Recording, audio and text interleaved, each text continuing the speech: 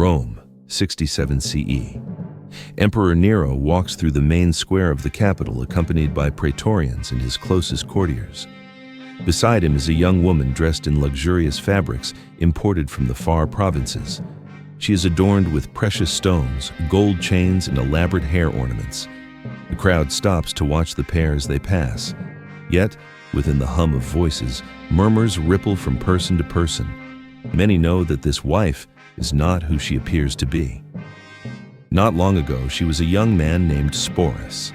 The story that surrounds him has become one of the most disturbing episodes in Roman imperial history.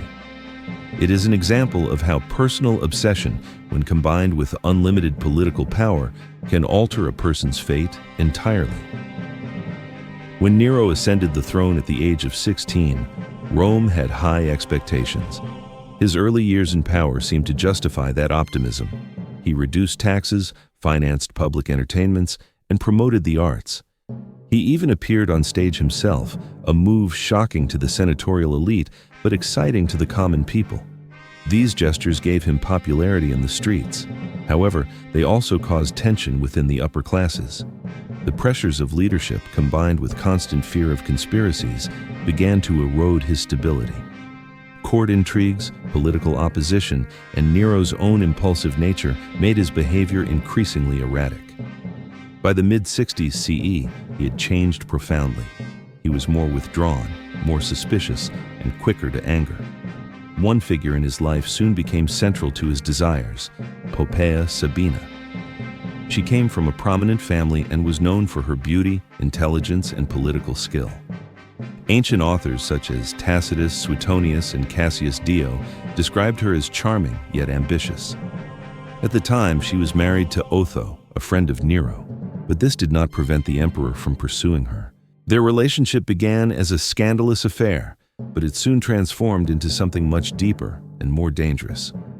Nero's attraction to Poppaea developed into an all-consuming fixation. He grew jealous over the slightest attention she received from others.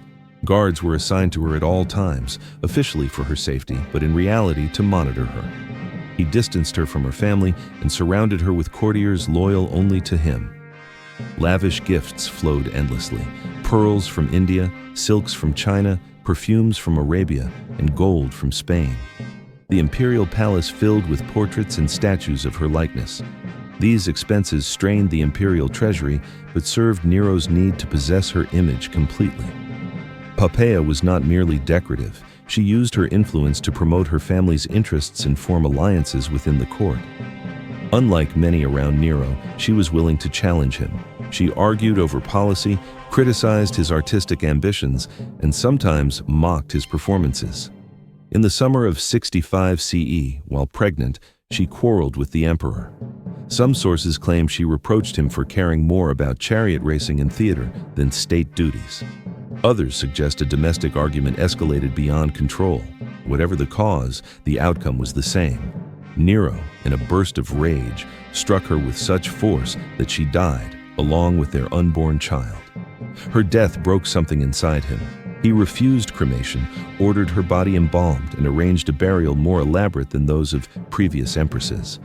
The Senate, at his urging, declared her divine. Within the palace, the illusion of her life was carefully maintained.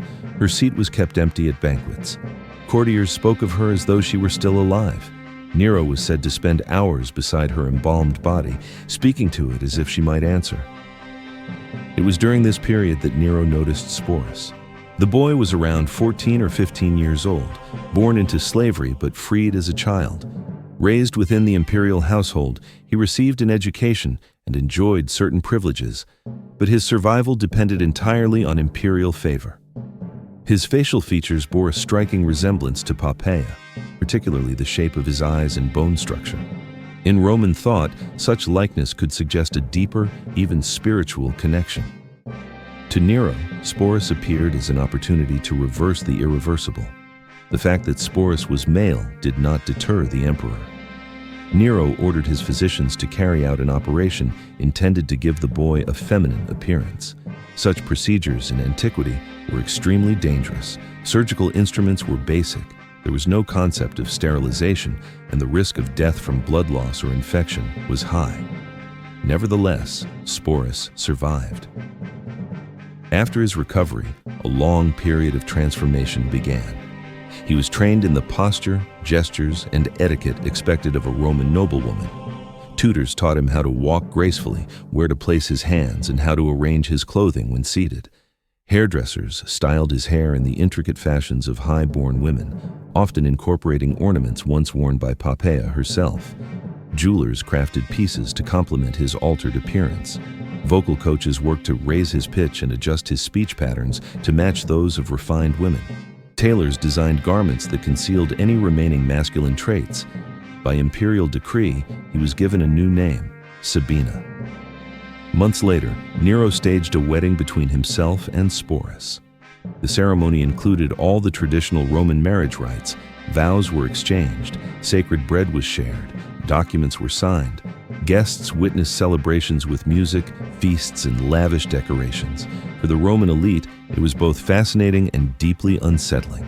Here was the ruler of the known world, marrying a surgically altered youth because he resembled his dead wife. From that day forward, Sporus lived as empress.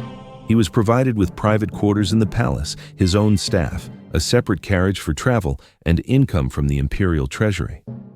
Yet these privileges came with total loss of personal freedom. He was expected to accompany Nero to public events, sit beside him at state dinners, and respond to remarks as though he truly were Poppaea returned to life. Even private conversations required him to recall events he had never experienced, answering as if they were his own memories. For 2 years, Sporus maintained this role. He traveled with Nero to Greece, where the emperor competed in artistic and athletic festivals. Foreign dignitaries were introduced to the Empress without explanation. In reality, Sporus lived under constant psychological strain, performing an identity that had been forced upon him. By 68 CE, Nero's reign was collapsing. Rebellions erupted in the provinces.